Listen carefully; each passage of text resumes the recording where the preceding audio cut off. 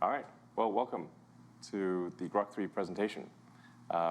So the mission of XAI and GROK is to understand the universe. We want to understand the nature of the universe so we can figure out what's going on, where are the aliens, what's the meaning of life, how does the universe end, how did it start, all these fundamental questions. We're driven by curiosity about the nature of the universe, and that's also what causes us to be a maximally truth-seeking AI, even if that truth is sometimes at odds with what is politically correct. In order to understand the nature of the universe, you must absolutely rigorously pursue truth, or you will not understand the universe. You will be suffering from some amount of delusion or error. So that is our goal, figure out what's going on. And we're very excited to present GROK3, which is, we think, an order of magnitude more capable than GROK2 in a very short period of time. And that's thanks to the hard work of an incredible team. And I'm honored to work with such a great team. And of course, we'd love to have some of the smartest humans out there join our team. So with that, let's go. Hi everyone, my name is Igor, lead engineering at XAI. I'm Jimmy Ba, leading research. I'm Tony, working on the reasoning team. All right, I'm Elon. I don't do anything. I just show up occasionally. Yeah, so like Elon mentioned, GROK is the tool that we're working on. GROK is our AI that we're building here at XAI, and we've been working extremely hard over the last few months to improve GROK as much as we can, so we can give it to all of you, so we can give all of you access to it. We think it's going to be extremely useful to you. We think it's going to be interesting to talk to, funny, really, really funny, and we're going to explain to you how we've improved GROK over the last few months. We've made quite a jump in capabilities. Yeah, actually, we should explain maybe also why do we call it GROK? So GROK is a word from a Heinlein novel, Stranger in a Strange Land. And it's used by a guy who was raised on Mars. And the word GROK is to sort of fully and profoundly understand something. That's what the word GROK means, fully and profoundly understand something. And empathy is important. True. Yeah.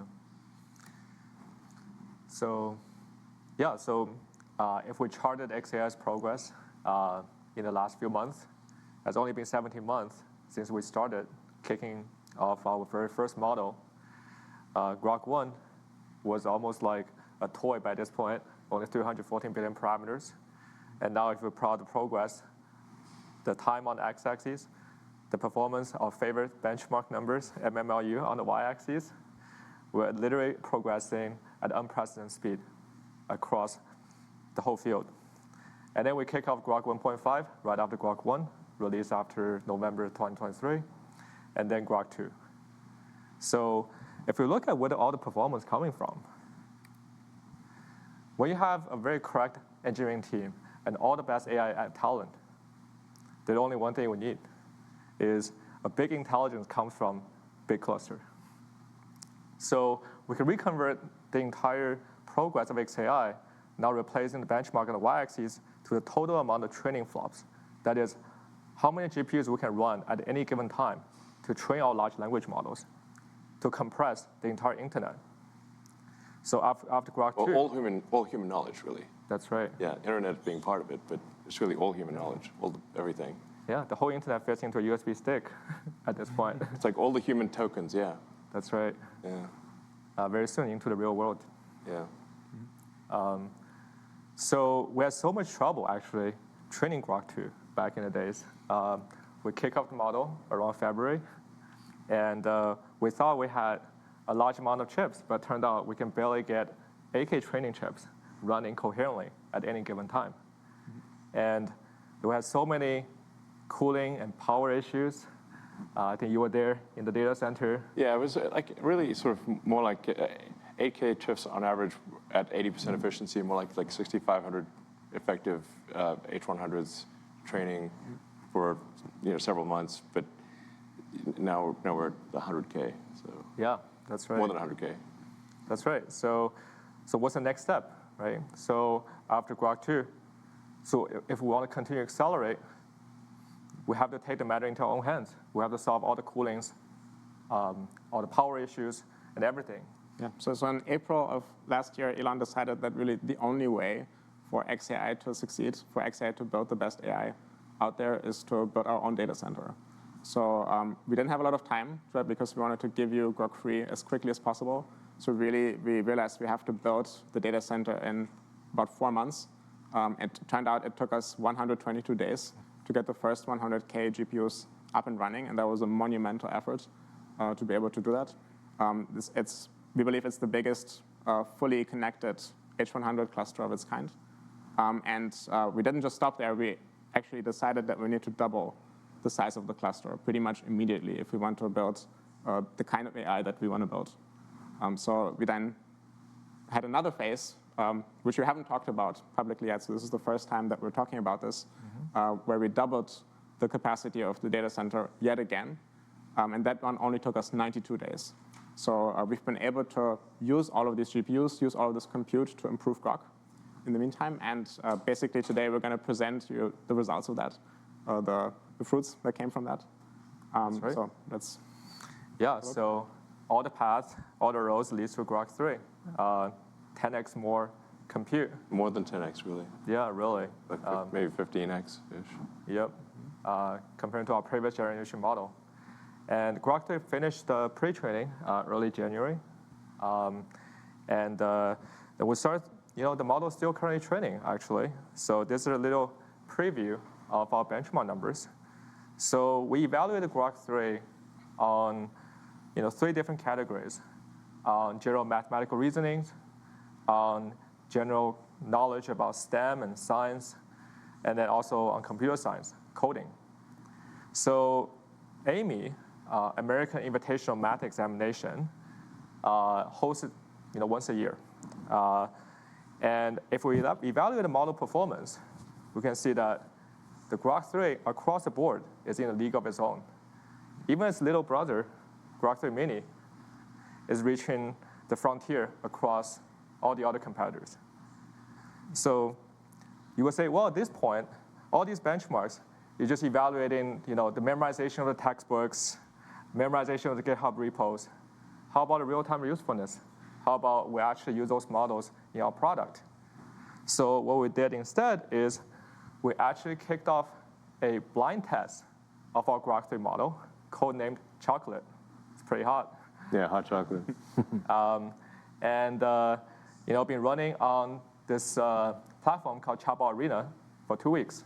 I think the entire X platform at some point speculated this might be the next generation of AI coming our way. So how this Chatbot Arena works is that it strips away the entire product surface, right? It's just raw comparison of the engine of those AGIs, the language models themselves, and place an interface where the user will submit one single query, and you get to show 2 responses. You don't know which model they come from, and in the end, you make the vote. So in this blind test, GROK3, an early version of GROK3, already reached like 1,400. No other models has reached an ELO score, head-to-head comparison to all the other models at this score. And it's not just one single category. It's 1,400 aggregated across all the categories in chatbot capabilities, instruction following, coding. So it's #1 across the board in this blind test. And it's still climbing, so we actually have to keep updating it. So it's 1,400, about 1,400 and climbing. Yeah, in fact, we have a version of the model that we think is already much better than the one that we tested here. Yeah. We'll see, how far it gets, but that's the one that we're, working on, or talking about today. Yeah. So actually, one thing, if you're using GROK3, I think you may notice improvements almost every day, because we're continuously improving the model. So literally, even within 24 hours, you'll see improvements. Yep. But we believe here at xAI, getting the best pre-training model is not enough. That's not enough to build the best AI. And the best AI need to think like a human. You need to contemplate about all the possible solutions, self-critique, verify all the solutions, backtrack, and also think from the first principle. That's a very important capability. So we believe that as we take the best pre-trained model and continue training it with reinforcement learning, it will elicit the additional reasoning capabilities that allows the model to become so much better and scale not just in the training time, but actually in the test time as well. So we already found the models extremely useful internally for our own engineering, saving hours of time, hundreds of hours of coding time. So Igor, you're the power user of our GROK3 reasoning model. So what are some use cases? Yeah, so like Jimmy said, we've added advanced reasoning capabilities to Grok, and we've been testing them pretty heavily over the last few weeks. I wanted to give you a little bit of a taste of what it looks like when Grok is solving hard reasoning problems. So we prepared two little problems for you. One comes from physics, and one is actually a game that Grok is going to write for us. When it comes to the physics problem, what we want Grok to do is to plot a viable trajectory to do a transfer from Earth to Mars, and then at a later point in time, a transfer back from Mars to Earth. And that requires some physics that Grok will have to understand. So we're going to challenge Grok, come up with a viable trajectory, calculate it, and then plot it for us so we can see it. And this is totally unscripted, by the way. That's the entirety of the prompt, which should be clarified, is that there's nothing more than that. Yeah, exactly. This is the Grok interface, and we've typed in this text that you can see here, generate code for an animated 3D plot of a launch from Earth, landing on Mars, and then back to Earth at the next launch window. And we've now kicked off the query, and you can see Grok is thinking. So part of Grok's advanced reasoning capabilities are these thinking traces that you can see here. You can even go inside and actually read what Grok is thinking as it's going through the problem, as it's trying to solve it. We should we are doing some obscuration of the thinking so that our model doesn't get totally copied instantly. So there's more to the thinking than is displayed. Yeah, and because this is totally unscripted, there's actually a chance that Grok might make a little coding mistake, and it might not actually work.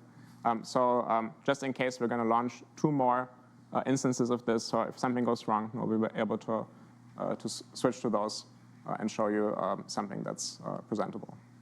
Right, so we're kicking off the other 2 as well. And like I said, we have a second problem as well.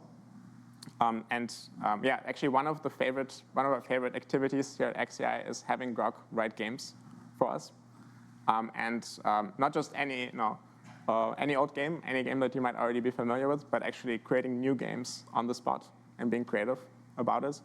So one example that we found was really, really fun is create a game that's a mixture of the 2 games, Tetris and Bejeweled. So this is maybe an important thing. Obviously, if you ask an AI to create a game like Tetris, there are many examples of Tetris on the internet or a game like Bejeweled, whatever. It can copy it. What's interesting here is it achieved a creative solution combining the 2 games that actually works and is a good game. Yeah, we're seeing the beginnings of creativity. Yeah. Fingers crossed that we can recreate that. But hopefully it works. Hopefully it works. It'd be embarrassing if it doesn't. So actually, because this is a bit more challenging, we're going to use something special here, which we call Big Brain. That's our mode in which we use more computation, which use more reasoning for Grok, just to make sure that there's a good chance here that it might actually do it. So we're also going to fire off 3 attempts here at solving this game, at creating this game that's a mixture of Tetris and Bejeweled. Let's see what Grok comes up with. I've played the game. It's pretty good. Wow, okay, this is something. Yeah. So while Grok is thinking, in the background, we can now actually talk about some concrete numbers. How well is Grok doing across tons of different tasks that we've tested it on? So we'll hand it over to Tony to talk about that. Yeah, OK, so let's see how Grok does on those interesting, challenging benchmarks. So reasoning, again, refers to those models that actually thinks for quite a long time before it tries to solve a problem. So in this case, around a month ago, the GROK3 pre-training finished. So after that, we worked very hard to put the reasoning capability into the current GROK3 model. But again, this is very early days, so the model is still currently in training. So right now, what we're going to show to people is this beta version of the GROK3 reasoning model. Alongside, we also are training a mini version of the reasoning model. So essentially, on this plot, you can see the GROK3 reasoning beta and then GROK3 mini reasoning. The GROK3 mini reasoning is actually a model that we train for much longer time. And you can see that sometimes it actually performs slightly better compared to the GROK3 reasoning. This also just means that there's a huge potential for the GROK3 reasoning because it's trained for much less time. All right, so let's actually look at how it does on those 3 benchmarks. So Jimmy also introduced already. So essentially, we're looking at 3 different areas: mathematics, science, and coding. And for math, we're picking this high school competition math problem. For science, we actually pick those PhD level science questions. And for coding, it's also actually pretty challenging. It's competitive coding and also some lead code, which is some code interview problems that people usually get when they interview for companies. So on those benchmarks, you can see that the GROK3 actually performed quite well across the board compared to other competitors. Yeah, so it's pretty promising. These models are very smart. Yeah. So Tony, what are those shaded bars? Yeah, so I'm glad you asked this question. So for those models, because it can reason, it can think, you can also ask them to even think longer. You can spend more what we call test and compute, which means you can spend more time to reason, to think about a problem before you spit out the answer. So in this case, the shaded bar here means that we just ask the model to spend more time. You can solve the same problem many times before it tries to conclude what is the right solution. And once you give this compute or this kind of budget to the model, it turns out the model can even perform better. So this is essentially the shaded bar in those plots. Mm-hmm. Right. So I think this is really exciting, right? Because now, instead of just doing one chain of thoughts with AI, why not do multiple all at once? Yes. So that's a very powerful technique that allows to continue scale the model capabilities after training. And people often ask, are we actually just overfitting to the benchmarks? Yes. So how about generalization? So yes, I think, this is definitely a question that we are asking ourselves, whether we are overfitting to those current benchmarks. Luckily, we have a real test. So about 5 days ago, AMY 2025 just finished. This is where high school students compete in this particular benchmark. So we got this very fresh new competition, and then we asked our 2 models to compete on the same benchmark, at the same exam. And it turns out, very interestingly, the GROK3 reasoning, the big one, actually does better on this particular new fresh exam. This also means that the generalization capability of the big model is stronger, much stronger compared to the smaller model. If you compare to the last year's exam, actually this is the opposite. The smaller model kind of learns the previous exams better. So yeah, so this actually shows some kind of true generalization from the model. That's right. So 17 months ago, our GROK0 and GROK1 barely solved any high school problems. That's right. And now we have a kid that just already graduated. The GROK is ready to go to college. Is that right? Yeah. I mean, it won't be long before it's simply perfect. The human exams won't be hard. They'll be too easy. Yeah. And internally, we actually, as the GROK continue evolves, we're going to talk about what we're excited about. But very soon, there will be no more benchmark left. Yeah. Yeah, one thing that's quite fascinating, I think, is that we basically only trained GROK's reasoning abilities on math problems and competitive coding problems. Mm-hmm. Right? So very specialized kinds of tasks, but somehow it's able to work on all kinds of other different tasks. So including creating games, lots and lots of different things. And what seems to be happening is that basically GROK learns this ability to detect its own mistakes in its thinking, correct them, persist on a problem, try lots of different variants, pick the one that's best. So there are these generalizing abilities that GROK learns from mathematics and from coding, which it can then use to solve all kinds of other problems. So that's pretty. I mean, reality is the instantiation of mathematics. Mm-hmm. That's right. And one thing we're actually really excited about, that going back to our founding mission, is what if one day we have a computer just like Deep Thought that utilize our entire cluster just for that one very important problem in the test time. And all the GPU turned on, right? So I think back then we were building the GPU clusters together. You were plugging cables. And I remember that when we turned on the first initial test, you can hear all the GPUs humming in the hallway. That's almost feel like spiritual. Yeah, that's actually a pretty cool thing that we're able to do, that we can go into the data center and tinker with the machines there. So for example, we went in and we unplugged a few of the cables and just made sure that our training setup is still running stably. So that's something that I think most AI teams out there don't usually do, but it's actually totally unlocks like a new level of reliability and what you're able to do with the hardware. So Okay, so when are we going to solve Riemann? So the easiest solution is to numerate over all possible strings. And as long as you have a verifier, enough compute, you'll be able to do it. Okay. My projection will be, What's your guess? What does your neural net calculate? so my bold prediction, so 3 years ago I told you this, I think now it's 2 years later, two things are gonna happen. We're gonna see machines win some medals. Yeah. That's Turing's Award, Absolutely. Fields Medal, Nobel Prize, with probably some expert in the loop, right? So the expert uplifting. Do you mean so this year or next year? Okay. That's what it comes down to, really. Yeah. I mean, So it looks like GROK finished all of its thinking on the two problems. So let's take a look at what it said. All right, so this was the little physics problem we had. We've collapsed the thoughts here, so they're hidden. And then we see GROK's answer below that. So it explains, it wrote a Python script here using matplotlib, then gives us all of the code. So let's take a quick look at the code. Seems like it's doing reasonable things here, not totally off the mark. Solve Kepler says here, so maybe it's solving Kepler's law numerically. Yeah, there's really only one way to find out if this thing is working. I'd say let's give it a try. Let's run the code.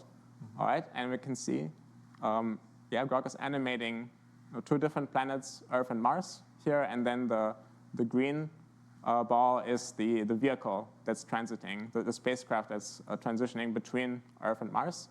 And you could see the journey from Earth to Mars, and it looks like, yeah, indeed, the astronauts returned safely, at the right moment in time. So now, obviously, this was just generated on the spot, so we can't tell you if that was actually correct solution. So we're going to take a closer look. Maybe we're going to call some colleagues from SpaceX, ask them if this is legit. It's pretty close. I mean, yeah, I mean, there's a lot of complexities in the actual orbits that have to be taken into account, but this is pretty close to what it looks like. Awesome. Cool. In fact, I have that on my pendant here. This has got the Earth-Mars home and transfer on it. yeah. When are we going to install GROK on a rocket? Well, I suppose in 2 years. 2 years? Everything is 2 years away. Well, Earth and Mars transit occurs every 26 months. We're currently in a transit window approximately. The next one would be November of next year, roughly end of next year. And if all goes well, SpaceX will send Starship rockets to Mars, and with Optimus robots and GROK. Yeah, I'm curious what this combination of Tetris and Bejeweled looks like. Tetris, as we've named it internally. So okay, we also have an output from GROK here. It says wrote a Python script, explains that it's what it's been doing. If you look at the code, there's some constants that are being defined here, some colors. Then the trominos, the pieces of Tetris are there. Obviously, very hard to see at one glance if this is good. So we gotta run this to figure out if it's working. Well, let's give it a try. Fingers crossed. All right. So this kind of looks like Tetris, but the colors are a little bit off, right? The colors are different here, and if you think about what's going on here, Bejeweled has this mechanic where if you get 3 jewels in a row, then they disappear, and also gravity activates, right? So what happens if you get 3 of the colors together? Oh yeah, so something happened. So I think what GROK did in this version is that once you connect at least 3 blocks of the same color in a row, then gravity activates and they disappear, and then gravity activates and all the other blocks fall down. Kind of curious if there's still a Tetris mechanic here where if the line is full, does it actually clear it, or what happens then? It's up to interpretation, so who knows? Yeah, it'll do different variants when you ask it. It doesn't do the same thing every time. Exactly. We've seen a few other Tetris that worked very differently, but this one seems cool. So, yeah. Are we ready for Game Studio at X.AI? Yes. So we're launching an AI gaming studio at XAI. If you're interested in joining us in building AI games, please join XAI. We're launching an AI gaming studio. We're announcing it tonight. Let's go. Epic Games. But wait, that's an actual game studio. Yeah. Yeah. All right. So I think one thing is super exciting for us is that once you have the best pre-trained model, you have the best reasoning model, right? So we already see that when you actually give the capability for those models to think harder, think longer, think more broad, the performance continually improves. And we're really excited about the next frontier, that what happens if we not only allow the model to think harder, but also provide more tools, just like how real humans to solve those problems. For real humans, we don't ask them to solve Riemann hypothesis just with a piece of pen and paper, no internet. So with all the basic web browsing, search engine, and code interpreters, that builds the foundations, and the best reasoning model builds the foundations for the GROK agent to come. So today we're actually introducing a new product called Deep Search.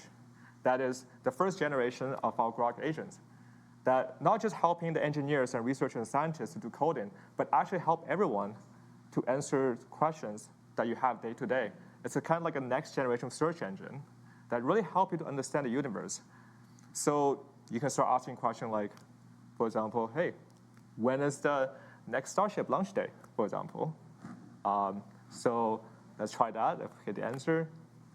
On the left-hand side, we see a high-level progress bar. Essentially, the model not only just going to do one single search like the current RAG system, but actually thought very deeply about, hey, what's the user intent here?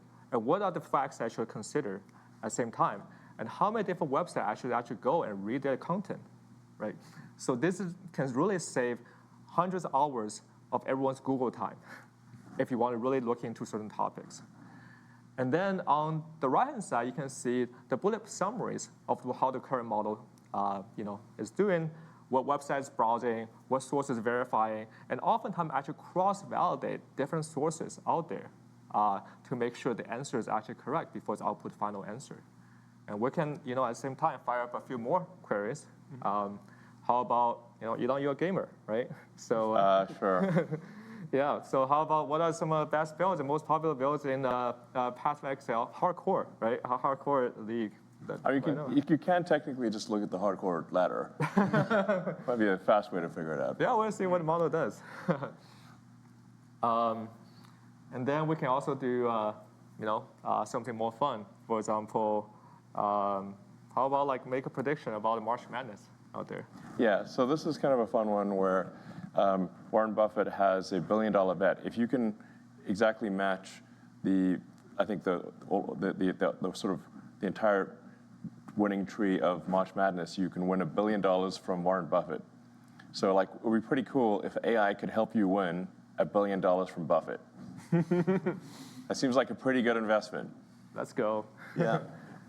All right, so now let's fire up the query and see what model does. So we can actually go back to our very first one. How about the... Buffett wasn't counting on this. It's already done.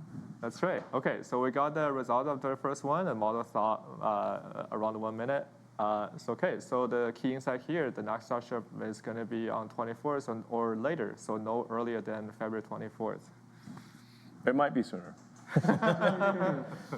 So I think we can scroll down what the model does. So it does a little research on the Flight 7, what happened, got grounded, and actually it looked into the FCC filing, from its data collections, And then I should make a new conclusion that, yeah, if we continue to scroll down, let's see. Right. Yeah, so it makes the little table, I think, inside XAI, we often joked about the time to the first table is the only latency that matters. Yeah, so that's how the model makes the inference and look up all the sources. And then we can look into the gaming one. So how about the,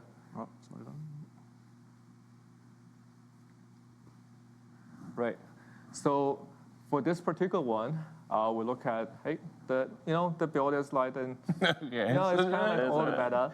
Right? Yeah. So what the infernal is, but if we go down, so the surprising fact of all the other builds, so it look into the 12 classes. Yeah, so we'll see that the minion build was pretty popular whenever the game first came out, and now the invokers of the world kind of took over. Monk Invoker for sure. Yeah, that's right. Yeah, followed by the Stone Weavers, and that's really good at mapping. So, yeah, and then we can see the March Madness. How about that? So, one interesting thing about the deep search is that if you actually go into the panel where it shows, what are the subtasks, you can actually click the bottom left of this, right? And then in this case, you can actually scroll through, actually reading to the mind of GROK. What informations does the model actually think about are trustworthy, what are not? How does it actually cross-validate different information sources? So that makes the entire search experience and information retrieval process a lot more transparent to our users. And this is much more powerful than any search engine out there. You can literally just tell it, only use sources from X, and it will try to respect that. Yeah. And so it's much more steerable, much more intelligent than. I mean, it really should save you a lot of time. So something that might take you half an hour or an hour of researching on the web or searching social media, you can just ask it to go do that and come back, and 10 minutes later, it's done an hour's worth of work for you. That's really what it comes down to. Exactly. And maybe better than you could have done it yourself. Yeah. Think about you have infinite amount of interns working for you. Now you can just fire up all the tasks and come back a minute later.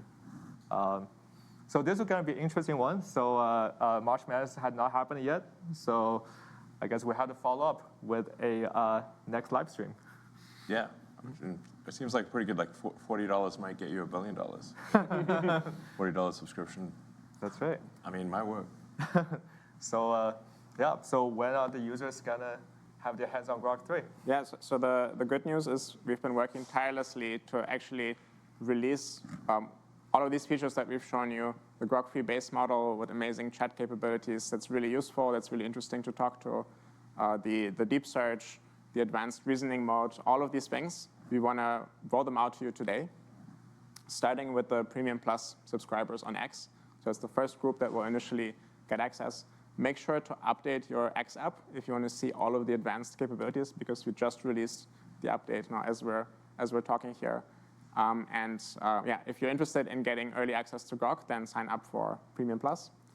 And also, we're announcing that we're starting a separate subscription for GROK that we call Super GROK, for those real GROK fans that want the most advanced capabilities and the earliest access to new features. So feel free to check that out as well. This is for the dedicated GROK app and for the website. Exactly. GROK website. So our new website is called GROK.com. Yeah. And you'll also You'd find. never guess. Yeah, you'd never guess.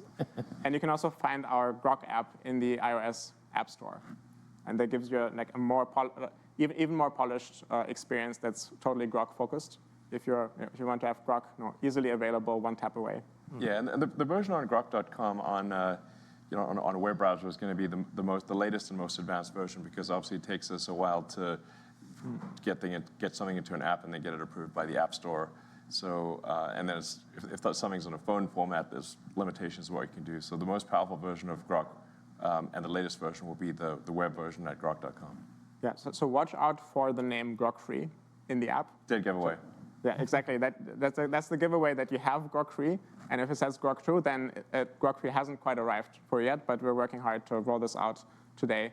and then to even more people over the coming days. Yeah, make sure you update your phone app too, where you're actually going to get all the tools we showcased today with the thinking mode, with the deep search. So yeah, really looking forward to all the feedbacks you have. Yeah, and I think we should emphasize that this is kind of a beta, like meaning that you should expect some imperfections at first, but we will improve it rapidly almost every day. In fact, every day I think it'll get better. So if you want a more polished version, I'd like maybe wait a week, but expect improvements literally every day. And then we're also going to be providing a voice interaction, so you can have conversational. In fact, I was trying it earlier today. It's working pretty well, but we need these a bit more polish. The sort of way where you can just literally talk to it like you're talking to a person. That's awesome. It's actually, I think, one of the best experiences of GROK. But that's probably about a week away. Yeah. So with that said, Cool. I think we might have some audience questions. Sure. Yeah. Today. All right. So let's take a look. Yeah, let's take a look. The audience from the Ask platform. Yeah. Cool. So the first question here is, when GROK Voice Assistant? When is it coming out? Yeah, as soon as possible, just like Elon said, just a little bit of polishing away from being released to everybody. Obviously, it's going to be released in an early form, and we're going to rapidly iterate on that. Yep. And the next question is like, when will GROK3 be in the API? So this is coming in the GROK3 API with both the reasoning models and deep search is coming your way in the coming weeks. We're actually very excited about the enterprise use cases of all these additional tools that now GROK has access to, and how the test time compute and tool use can actually really accelerate all the business use cases. And another one is, will voice mode be native or text-to-speech? So I think that means, is it going to be one model that is understanding what you say and then talking back to you, or is it going to be some system that has text-to-speech inside of it? And the good news is it's going to be one model, like a variant of GROK3 that we're going to release, which basically understands what you're saying and then generates the audio directly from that. So very much like GROK3 generates text, that model generates audio. And that has a bunch of advantages. I was talking to it earlier today, and it said, "Hi, Igor," reading my name probably from some text that it had. And I said, "No, my name is Igor." And it remembered that. So it could continue to say Igor, just like a human would. And you can't achieve that with text-to-speech. So, Yeah. So here's a question for you. Pretty spicy. Elon, is GROK a boy or a girl? And are they single? GROK is whatever you want it to be. Yeah. Yeah. Are they single? Yes. All right. The shop is open. So Honestly, people are going to fall in love with GROK. It's like 1,000% probable. Yeah. The next question, will GROK be able to transcribe audio into text? Yes. So we'll have this capability in both the app and also the API. We found that's like, GROK should just be your personal assistant looking over your shoulder, right? And follow you along the way, learn everything you have learned, and really help you to understand the world better, become smarter every day. Yeah, I mean, the voice mode of GROK isn't simply, it's not just voice to text. It understands like tone, inflection, pacing, everything. It's wild. I mean, it's like talking to a person. Okay. Yeah, so any plans for conversation memory? Yeah. absolutely. We're working on it right now. So. I already forgot. That's right. Let's see. What are the other ones? So what about the DM features, right? So if you have personalizations and if you have, GROK remembers your previous interactions. Yes. Should it be one GROK or multiple different GROKs? It's up to you. You can have one GROK or many GROKs. Yep. I suspect people will probably have more than one. Yeah. I want to have a Dr. GROK. Yeah. The GROK doc. That's right. All right. Cool. So in the past, we've open sourced GROK1. Right? So somebody's asking us, are we going to do it again with GROK2? Yeah, I think once GROK, our general approach is that we will open source the last version when the next version is fully out. So like when GROK3 is mature and stable, which is probably within a few months, then we'll open source GROK2. Okay, so we probably have time for one last question. What was the most difficult part about working on this project? I assume GROK3, and what are you most excited about? So I think me looking back, getting the whole model training on the 100K H100 coherently, that's almost like battling against the final boss of the universe, the entropy. Because at any given time, you can have a cosmic ray that beaming down and flip a bit in your transistor, and now the entire gradient update, if it's fit Mantissa bit, the entire gradient update is out of whack. And now you have 100,000 of those, and you have to orchestrate them every time, at any given time, any of the GPUs can go down. Yeah. I mean, it's worth breaking down, like, how were we able to get the world's most powerful training cluster operational within 122 days? Because we started off, we actually weren't intending to do a data center ourselves. We were going to just, we went to the data center providers and said, how long would it take to have 100,000 GPUs operating coherently in a single location? And we got time frames from 18 to 24 months. So we're like, well, 18 to 24 months, that means losing as a certainty. So the only option was to do it ourselves. So then if you break down the problem, I guess I'm doing like reasoning here, but like, makes you think. Yeah. One single chain though. Yeah, exactly. So, well, we needed a building. We can't build a building, so we must use an existing building. So we looked for basically for factories that had been abandoned, but the factory was in good shape, like a company had gone bankrupt or something. So we found an Electrolux factory in Memphis. That's why it's in Memphis, home of Elvis, and also one of the oldest. I think it was the capital of ancient Egypt. And it was actually a very nice factory that, I don't know, for whatever reason, that Electrolux had left. So that gave us shelter for the computers. Then we needed power. We needed at least 120 megawatts at first, but the building only had 15 megawatts. And ultimately, for 200,000 GPUs, we needed a quarter gigawatt. So we initially leased a whole bunch of generators. So we have generators on one side of the building, just one trailer after trailer of generators, until we can get the utility power to come in. But then we also need cooling. So on the other side of the building, it was just trailer after trailer of cooling. So we leased about a quarter of the mobile cooling capacity of the United States on the other side of the building. Then we needed to get the GPUs all installed, and they're all liquid cooled. So in order to achieve the density necessary, this is a liquid cooled system. So we had to get all the plumbing for the liquid cooling.